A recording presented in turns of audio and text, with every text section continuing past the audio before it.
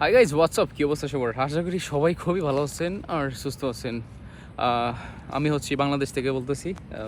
আপনারা যারা বাংলাদেশের আছেন কিন্তু থাকেন হচ্ছে বাংলাদেশের বাইরে, আসলে তারা এই মুহূর্তে বাংলাদেশের লেটেস্ট যেটা news, latest update, latest government যেটা করছে সেটার আপডেট আপনাদেরকে একটু জানানো উচিত।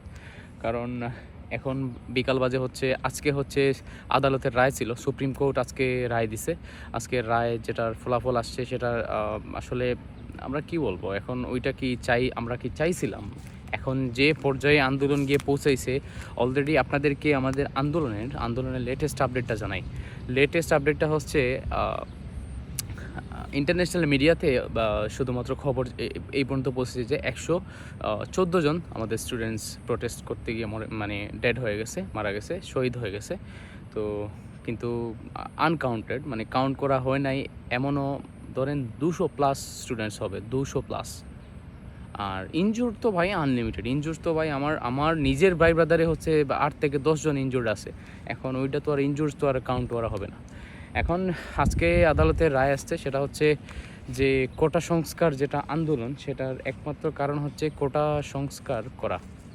কোটা যেটা মুক্তিযুদ্ধের কোটা ছিল ওইটা আসলে ক্যান্সেল করা না, ওইটাকে ছোট পরিসরে কমায়া নিয়ে আসা। কিন্তু ওই আন্দোলনটা করতে করতে এমন পর্যায়ে গিয়ে আন্দোলনটা পৌঁছাইছে, এখন আর এই কোটা সংস্কার ওইটা যদি সরকার করেও দেয় ওইটাতে কাজ হবে না। কিন্তু সরকার জানে, সরকারকে মালুমে ভাইয়া, সরকারকে মালুমে কি ভাই, কোটা সংস্কার আমি করে দিলে হয়তো কাজ হয়ে যাবে। কিন্তু ওনার ভিতর একটা ভয় ছিল যে আমি যদি কোটা সংস্কার করে দেই, কিন্তু যেই পরিমাণ ডেড হয়েছে, যেই পরিমাণ প্রোটেস্টে মানুষজন মরছে ভাই, ওই মানে ওইটার সমান হয় না। বুঝছেন কি বলছে? ওইটার সমান হয় না। তার কারণ হচ্ছে এই ধরেন এখন আদালতের রায়টা আপনাদেরকে বলি আগে। আদালতের রায়টা হচ্ছে 93% হচ্ছে মেধাভিত্তিক নিয়োগ দেওয়া হবে চাকরিতে, 93%। আর 5% হচ্ছে মুক্তিযোদ্ধা কোটা, আর 1% হচ্ছে ক্ষুদ্র নিগোষ্ঠী যারা আছে তারা, আর 1% হচ্ছে তৃতীয় লিঙ্গ, থার্ড জেন্ডার, তারা। তো এখানে অনেকগুলা 2 থেকে 3টা আরও এক্সট্রা কোটা ছিল, নারী কোটা ছিল, ডিস্ট্রিক্ট কোটা ছিল, আরও অনেক কিছু 2-3টা কোটা ছিল, ওগুলো ক্যান্সেল বাদ হয়ে গেছে। সুপ্রিম কোর্ট বাদ দিয়ে দিছে এই কোটাগুলো। কিন্তু এখন কি আমরা কি ছাত্ররা কি এই জিনিসটা কি এখন চাই যে আমাদের কোটা সংস্কার করে দিছে, আমরা স্যাটিসফাইড, আমরা আমাদের তাহলে হয়ে গেছে, আমরা ঘরে চলে যাই? ভাই এই এই জিনিসটা যদি হয় তাহলে আসলে বেকার আমাদের আন্দোলন, আমাদের যাই বলেন, আমাদের এই যে আমাদের এতগুলো প্রাণগুলো তরতাজা ছোটো ছোটো বাচ্চা, ধরেন যাদের হাইয়েস্ট 15 থেকে 21, 22, 23, 24 বছর পর্যন্ত, যারা সবাই তো এইরকমই, কারণ ইউনিভার্সিটিতে পড়ে, স্কুল কলেজে পড়ে, এজ তো এইরকমই হবে। তাহলে এই তরতাজা প্রাণ যেগুলো গেছে, এইগুলো কি আপনার এই 25% কমায় আনতে এতগুলো প্রাণ দিতে হয়েছে, এতগুলো মানুষের জীবন দিতে হয়েছে? চিন্তা করেন। এখন আর কি বলবো, এখন যেটা লেটেস্ট আপডেট সেটা হচ্ছে কারফিউ যেটা জারি ছিল ওইটা অনির্দিষ্টকালের জন্য কারফিউ করে দিছে। এইটা কখন, মানে সরকার যখন এটা ক্যান্সেল করবে তখন এটা ক্যান্সেল হবে। কারফিউ তো বুঝতে পারতেছেন কারফিউ মানে কি? কারফিউ মানে সরকারের আসলে আন্ডারে কোনো কিছু থাকে নাই। সরকারের আসলে যখন সরকার একদম পুরো মানে শক্তি চলে যায় সরকারের, তখন কারফিউ জারি করে।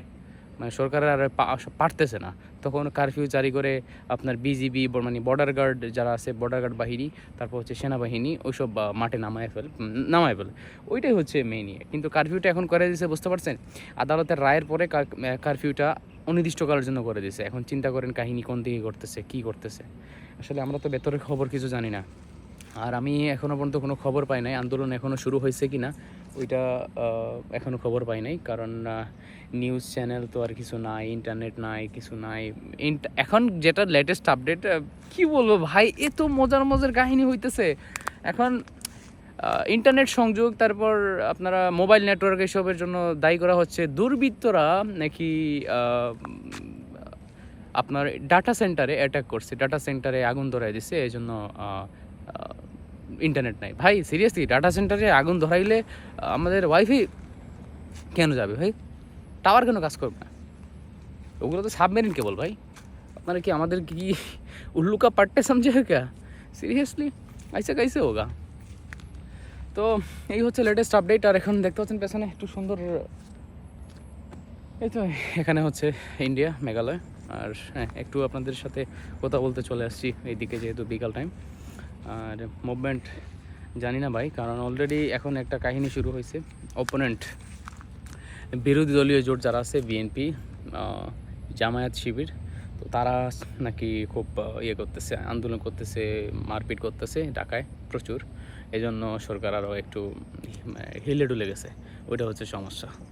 আর এখন আর কি করার, এখন আমাদেরকে আসলে স্টুডেন্টদের সাথে ওরা যদি যোগ দেয় তাহলে অনেক বড় সমস্যা হবে। আর আর কি বলা যায়, স্টুডেন্টদের 8 দফা দাবি ছিল, যেটা 8 দফা দাবির তো কোনো খবর না, ওইটা তো প্রধানমন্ত্রী শেখ হাসিনাই জানে।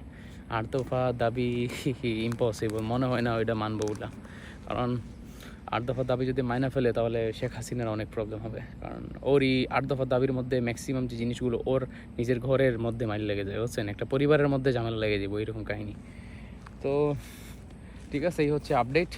আর কারফিউ যত জারি এখনও তো আছে, ইন্টারনেট নাই, ওয়াইফাই নাই, কিছু নাই। দেখা যাক কি হয়। আর মারপিট তো চলতেইছে। গতকালকে সিলেট শহরে গেছিলাম, সিলেট শহরে সাইমের বাসায় গেছিলাম। তো যাওয়ার সময় যে পরিমাণ অবস্থা দেখতেছিলাম, সেনাবাহিনী টোল দিছিল ভাই, আমার তো খুব প্রবলেম, মানে ভয় হয়েছিল। আর অনেক ইয়ে হয়েছিল, মানে ভয় পাইতেছিলাম যেটা। আর রাস্তাঘাট এত থমথমে, মানুষজন এত ভয় পায় আছে, রাস্তাঘাটে তো গাড়ি চলাচল টোটালি নাই।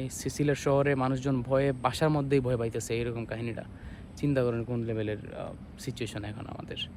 তো ঠিক আছে। আর কারেন্ট, তারপরে যাই বলেন, কি বলবো, মুখ দিয়ে কথাই বের হচ্ছে না, এইরকম সিচুয়েশন এখন। কি আর করার ভাই, এখন এই হচ্ছে লেটেস্ট আপডেট ফ্রম বাংলাদেশ। আমার লোকেশন হচ্ছে সিলেট, মেঘালয়।